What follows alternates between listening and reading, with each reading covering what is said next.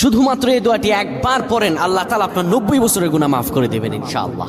আপনার 90 বছরের গুনাহ মাফ হয়ে যাবে শুধুমাত্র এই দোয়াটি যদি একবার পড়তে পারেন। আপনার ভাগ্য খুলে যাবে, রিজিকে বরকত আসবে, মনের ন্যাক আশা পূরণ হবে, আল্লাহ আপনার সব দোয়া কবুল করে দিবেন। সুবহানাল্লাহি ওয়া বিহামদি।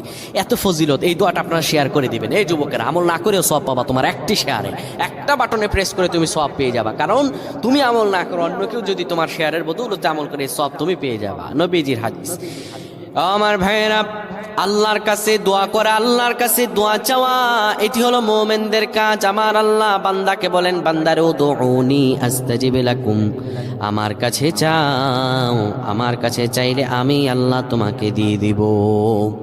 কেউ যদি একবারে দোয়াটি পড়তে পারে, দোয়াটি হলো রব্বি ইন্নী যালামতু নাফসি ফাগফিরলি। কেউ যদি এই দোয়াটা একবার পড়তে পারে, আমার আল্লাহ তাআলা তার 90